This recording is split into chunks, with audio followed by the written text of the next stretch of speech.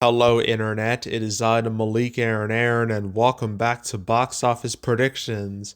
Today we're going to be talking about Wolfman. So, as usual, we're going to be going over the pros and cons. So, let's get to it. Pros. So, this is from Blumhouse. Might as well mention them. They've created a very large horror empire that's lasted over 15 years.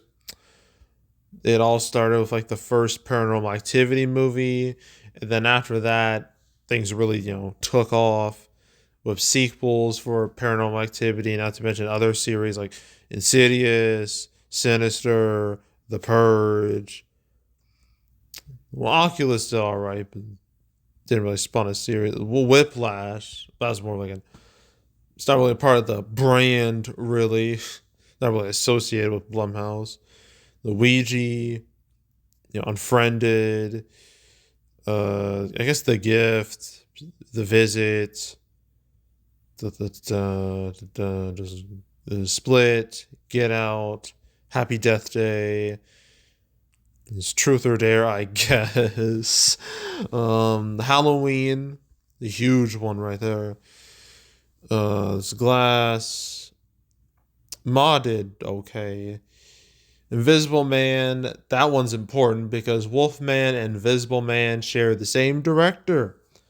There's also the fact that Invisible Man came out literally right before COVID fucked everything up. But it was able to make enough money before, shit hit the fan. So it was lucky. And what else? I guess Black Phone, Megan, Five Nights at Freddy's. That's actually the biggest Blumhouse movie of all time, box office wise. And the Speak No Evil movie that came out last year did decent business. Now, I'm not gonna say like their track record is perfect because it very much isn't, and I'll go over all their misses when we get to the cons. But they do have a lot of hits under their belt. So, yeah, I guess I'll label the you know I'll label Blumhouse. It's kind of like a mixed bag. But I'll label all their hits as a pro.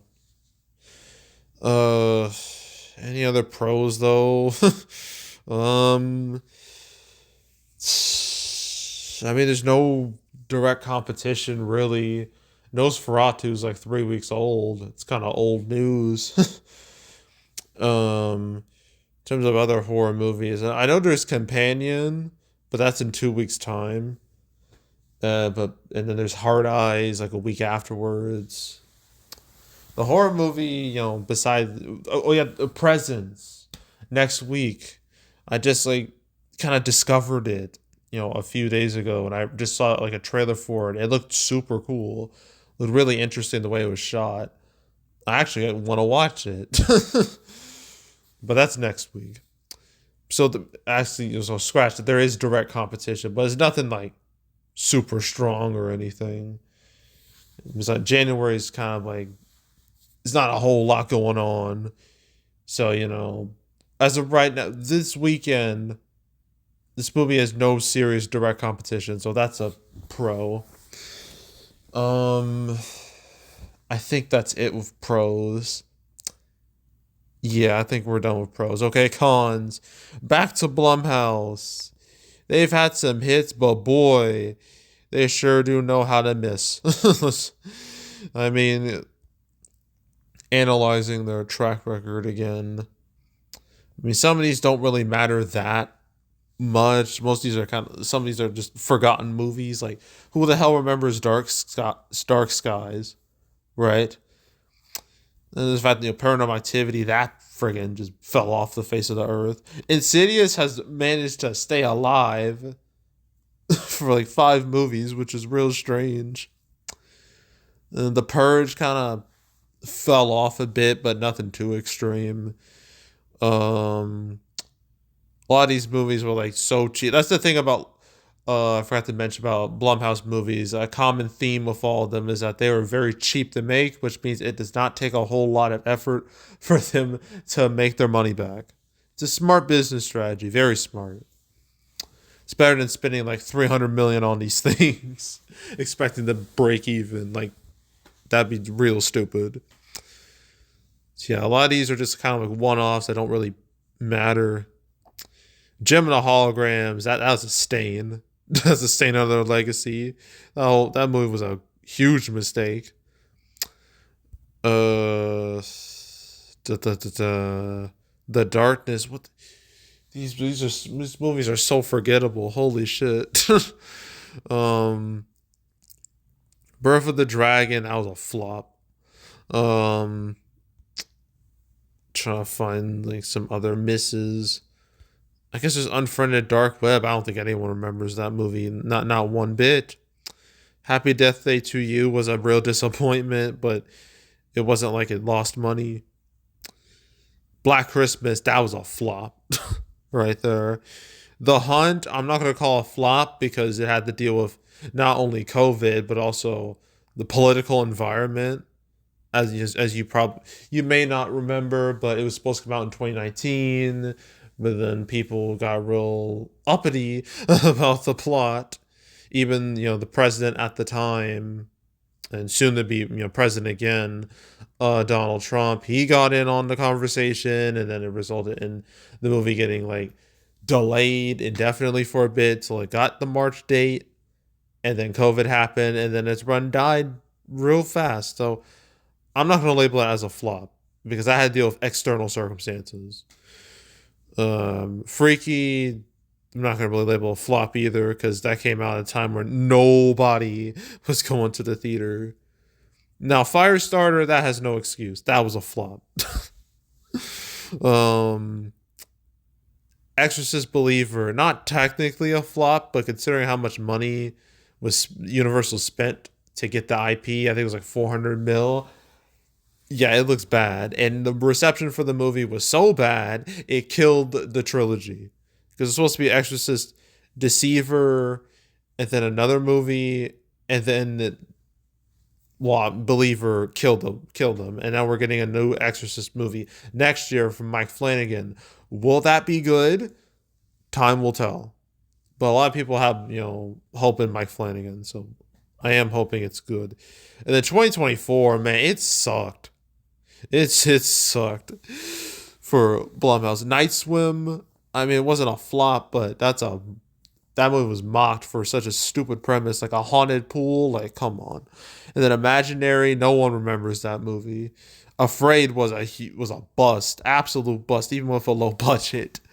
They only made like $6 million domestically on a budget of $12 million. That's embarrassing. So yeah, Blumhouse isn't doing too hot right now. So that's definitely a con right there. But an even bigger con is this movie's critical reception and its audience reception. Critically is a 54%. That's not great. Granted, this is January. Like a 54% is still well above average.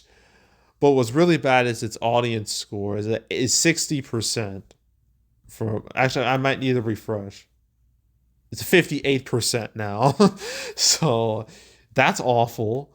And its cinema score is a C minus, which is just below average for a horror movie. Just below average. I mean, like I'm looking at like other horror movies recently. What did Heretic get? I'm curious.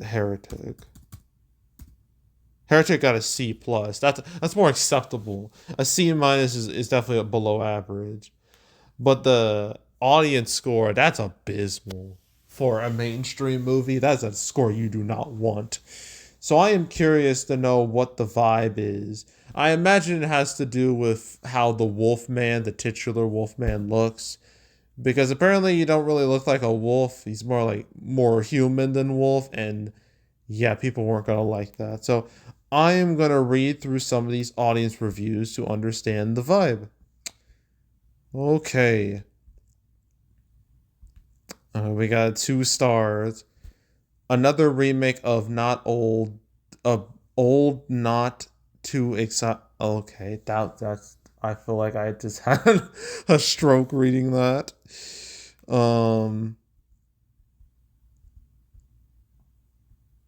Okay, I'm seeing a bunch of like say three 1-star reviews in a row. One says everything happens in a house, not scary, no plot, don't waste your money. Another one says slow, boring, bad storyline, very little to get scared about. Worst of all, nobody likes 90% of the movie filmed in the dark. Yeah, I wouldn't like that either. Like I'd like to see what's going on. I remember that was a huge criticism Alien vs Predator Requiem got back then because you couldn't see a goddamn thing going on in the movie. So yeah, people like to see things. Got one, half star movie sucked. I want my money back. Um, but some people, it's like a mixed bag. Um, some people there are like good reviews here, but there's also some really bad ones. So it's very mixed, but still not great. uh,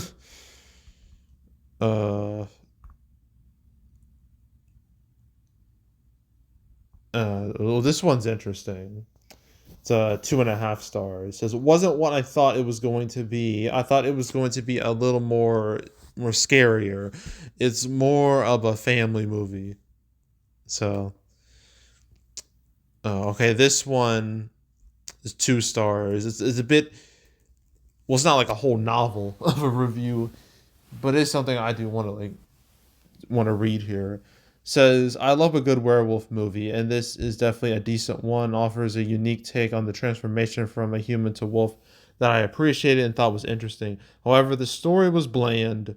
Emotional moments felt unearned. The interpersonal relationships between the characters seemed mild. Felt like they created an interesting transformation concept and forgot to write a story around it until the last minute. Credits due, though the actors were great.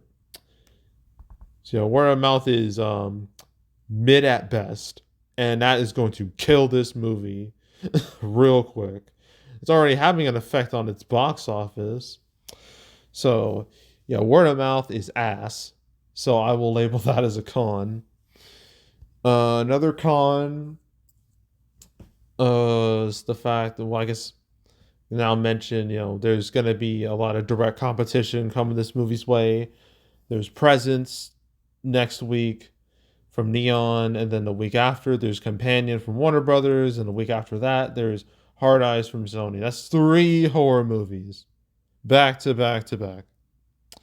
That's not good for this because as I've said, like it's never a great idea to release like multiple movies of the same genre and like close proximity to each other. It's not smart because they tend to like eat into each other's box office, and I feel like that's gonna happen to Wolfman. So yeah, upcoming direct competition. That's a con.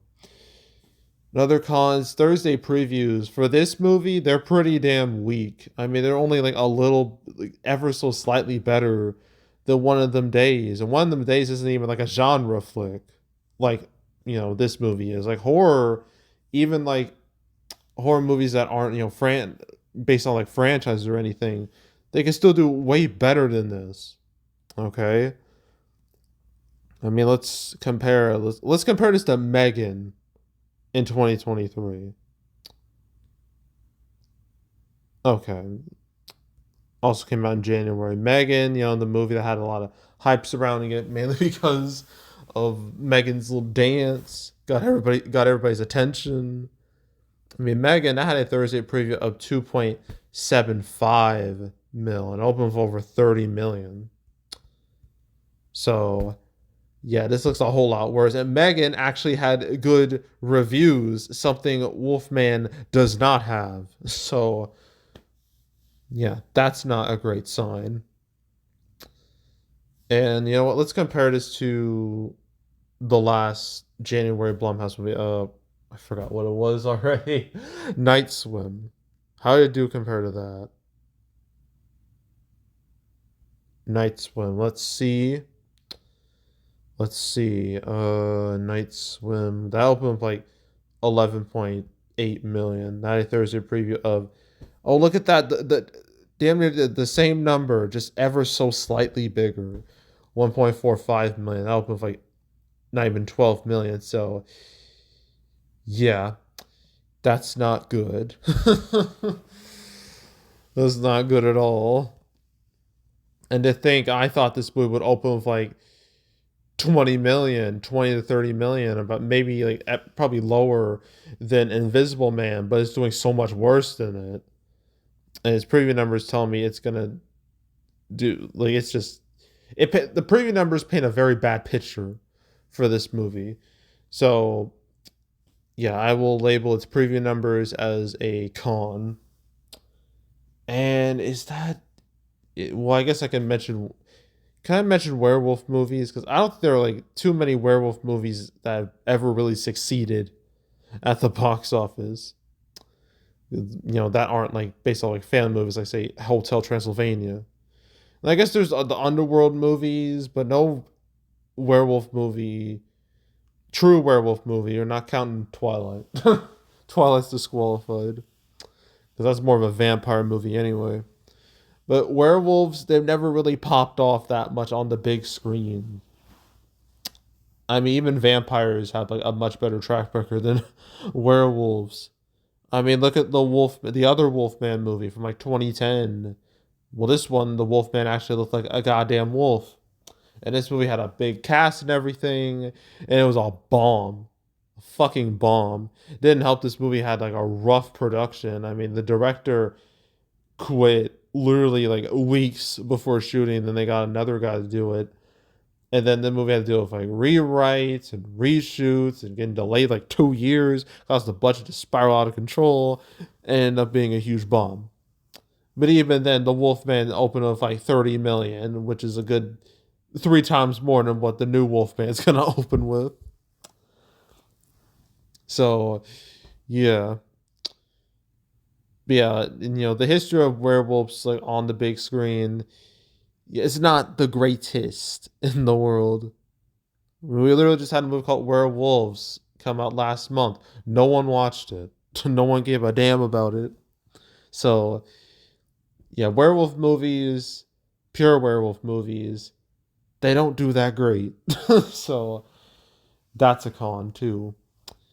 But yeah, I think that's it with pros and cons. So, opening weekend, early numbers say this is going to open with like 10 million on Thursday, not Thursday, over the 3 day weekend, and I think 12 million over the 4 day. I think that's what I read. Let me see. Yes. Well, 10.5 million for 3 day, 4 day, 12. Like that's a yikes. This movie's going to lose to one of them days. I never would have guessed that. Not once. I thought this had it in the bag. I thought it would be an easy W, but nope, nope, not at all. But I think word of mouth is especially bad. So I'm gonna say 10 million for 3 day, 4 day. I guess I'll stick with 12. It's total. I think this movie is gonna be very front loaded because again, word of mouth is ass. That doesn't exactly lead to longevity. Um, so I'm gonna say 25 to 30 mil. I wouldn't be surprised if it did worse. But that's what I'm going to go with 25 to 30 mil, which is pretty much what I thought it would open with. So that's real embarrassing. And we're done. We're done with the weekend. Yay. So that was January 17th, another bleh weekend. And we're going to be getting a few more of those until February. So brace yourselves. Now, next week, apparently there's 4 movies. 3 of them, like 2 of them, I know damn well I'm going to be talking about. The other, Brave the Dark, I'm pretty sure I will. I don't know about The Colors Within. I have no idea about that one. But yeah, again, none of these movies scream big money hit, so it's going to be another boring ass weekend. But I am interested in Presents, though. I do plan on watching it. And then the week after that, another 3 movies. I'm also interested in Companion because that trailer for Companion, the first one, that trailer really was one of those trailers I love where it's hella vague. I don't know what's going on, but it shows me enough to pique my interest. So yeah, I do plan on watching Companion.